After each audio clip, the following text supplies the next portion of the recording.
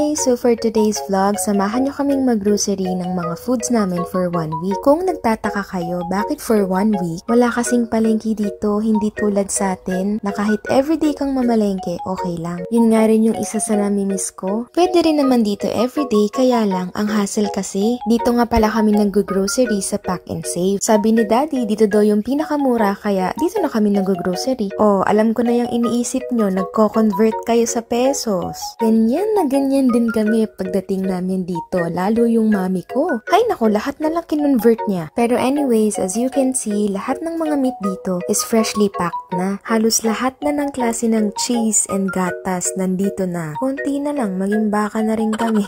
Joke. Pero kidding aside, gusto ko lang din i-share sa inyo na mataas din talaga yung cost of living dito sa New Zealand. Pero samahan mo lang talaga ng sipag at syaga. Pero for sure, kaya and afford naman. Ang ganda rin kasi ng quality of life dito. And as an employee, masasabi ko na may work and life balance talaga. Kumuha lang yung kapatid ko ng pancake kasi minsan, yun na yung bine-breakfast namin. Syempre, meron ding sardinas dito. Ang weird no, nasa taas yung mga price nila. One time nga, kakarating ko lang dito sa New Zealand, nag-grocery kami, tapos bumili ako ng chocolate. Syempre, sa atin, usually, nasa baba yung mga price. Ako naman, tingin ako sa baba, tapos nakita ko $1 lang. So, mali ko rin kasi hindi ako nagbabasa, kaya pagdating ng checkout, ayun, $7 pala. O, kaya kapag kayo na yung nandito, alam nyo na ha, ang laki nung Toblerone, $9 lang, pwedeng pampasalubong. Gusto ko lang din i-share na ang living wage pala dito sa New Zealand ay $26 per hour, and ang minimum wage naman is $22.70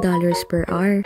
It means na per hour yung binabayaran sa'yo kapag nag-work ka. Depende na lang din talaga sa employer mo kung magkano yung magiging pay rate mo. Pwedeng $26 higher or lower. Nagbayad na nga pala kami after namin bilhin yung mga kailangan namin. Hindi rin naman kami bumili ng sobrang dami kasi for 1 week lang naman. Papunta na kami sa sasakyan namin. At kung mapapansin nyo, nasa pushcart pa yung mga grocery. By the way, hindi pala pushcart yung tawag nila dito. It's either trolley or trundler. Dito pala sa New Zealand, hindi pwede yung plastic kapag nag-grocery ka. Kailangan mo magdala ng sarili mong eco bag or karton, and ikaw rin yung maglalagay ng mga pinamili mo. Naiinis na nga sa akin yung kapatid ko dyan kasi hindi ko daw siya tinutulungan and puro na lang ako vlog. Oh, makiki-vlog din daw yung daddy ko. Guys, dito pala kami ngayon sa Pack and Save. Namili po kami ng aming kakainin sa buong isang linggo.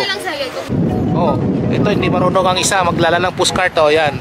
Pagkatapos nga naming ipack yung mga pinamili namin, umalis na kami para naman magpunta sa Filipino store. Oh, ayan, sige, post ka pa, B, sige. Nagutom na ako kaya kumain muna ako nitong ice cream. Malapit lang naman din sa Pack and Save yung Filipino store. Spring na nga pala dito sa New Zealand kaya hindi na ganun kalamig. Pero sobrang hangin naman. Pino Plus pala yung pangalan ng Filipino store dito. At ayan, makikita nyo na may Philippine flag pa. Dumaan na rin kami dito para bumili ng iba't iba naming tinapay and snacks. Kahit 7 months na kami dito, hinahanap-hanap pa din namin yung mga Filipino food. Medyo may pagka-pricey nga lang dito ng konti dahil nga siguro ini-import pa nila. Hindi rin siya ganun kakompleto katulad ng mga grocery natin sa Pinas. Pero pwede na rin kesa sa wala. Yung pancit canton pala dito is yung dati niyang packaging and pa-square. Itong Eden cheese, medyo mahal siya for me kasi almost $5 na. Ito yung favorite drink ko nung grade 6 ako, 2015 yata yun. Kaya nung nakita kong $2